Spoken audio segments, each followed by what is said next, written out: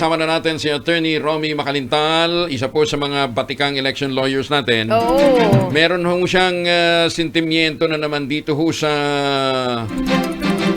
binabalak. Actually, hindi pa naman binabalak, pero mga rekomendasyon na dahil nga po meron tayong krisis sa enerhiya, mataas ang presyo ng gasolina, ipagpaliban na natin muli ang barangay at SK election. Okay. Na naman. Na naman. Attorney Romy Mac, magandang umaga po sa inyo. Magandang umaga sa inyo at sa inyo mga tagapanood, tagapakinig. Opo, ang sabi nga ng Commission on Elections, kahit naman daw ipagpaliban, hindi mo naman pala pwede gamitin yung pera. Hindi nga po pwedeng magamit ang perang yun kasi hindi mo pwedeng i-realign yung budget para sa halalan, para sa ibang activities o mga pagkakagastusan ng pamahalaan. At yan ay pinagtibay na ng ating Korte Suprema doon sa kaso ng Macalintal versus Comelec noong i-declare na unconstitutional yung isang batas na nag-postpone na naman ng halalan natin noong 2023. At doon kasi ang sabi ng Comelec noon gagamitin daw sa COVID expenses. Sabi naman ng Korte Suprema hindi mo pwedeng gamitin yan, hindi pwedeng i-realign. Kaya tataka naman ako na parang sumasang-ayon ng Pangulong Marcos na ma-postpone yung halalan ngayon kasi nga daw may mga paggagamitan ng nasabing pondo. Sa akin palagay ang Pangulo ay ill-advised on this particular issue. Pero ang sinasabi ho naman nila, hindi lang naman daw kasi Comelec ang gagastos, pati yung mga politiko gagastos din. Di yung gagastosin doon ng mga politiko, pang-ayuda na lang muna nila sa kanilang mga constituents, sa attorney. Bawal yun kasi para lumalabas vote buying, di ba?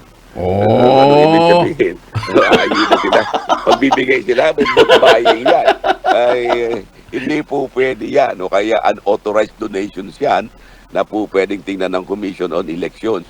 Kaya yung mga politiko na sinasabi sila gagastos para sa mga magiging kandidato nila, ay mag-ingat-ingat sila. At baka makakatuhan sila ng vote buying, ma-disqualify sila sa mga darating panghalalan. Hindi, teka muna, wala pa namang eleksyon. So, paano sila maakusahan ng vote buying kung ipupuspone nga natin? Well, hindi. Diba, sasabihin nila, di ba, na pagkagastusan nila yun, sa sila kukuha rin ng pondo, di ba? Ano mga pondo paggagamitan nila. Huwag nila sabihin na sarili nilang pera, no? Tsaka, yan ay barangay election yan. At sinasabi nga, yan ay non-partisan na barangay election. Kaya dapat yung mga politiko ay medyo umiiwas din sila sa mga kakandidato o sa pakikialam sa ganitong mga political exercises. Kaso, alam naman natin sa Pilipinas, na-bend naman yung law na yun. Talaga naman gumagastos yung mga politiko, di ba? Oo, sa bagay, kunwari, hindi sumusuporta. Kasi ang problema sa barangay na ito, barangay election, kahit na yan ay non-partisan, andyan pa rin ang kailang pagsuporta yung political activity ng mga kandidato. Kasi inaasahan nila na susuportahan sila ng mga barangay officials sa darating na halalan.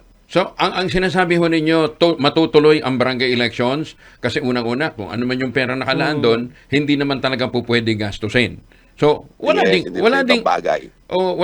benefit. Sila lang magbe-benefit. Yung mai-extend lang yung term.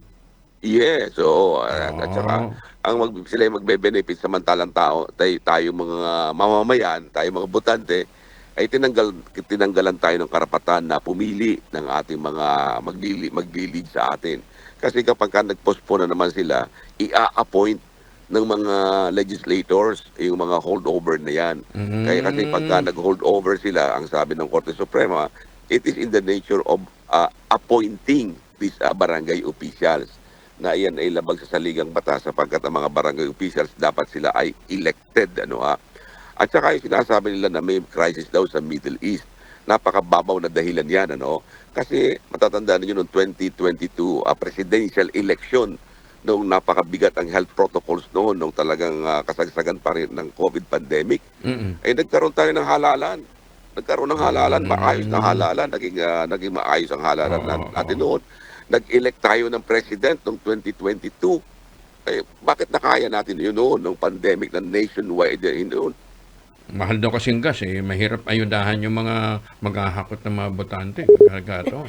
Joke lang. Nag-loading tuloy partner yung signal. Attorney Romy Mac, maraming salamat po. Thank you. Si Attorney Romy Macalintal,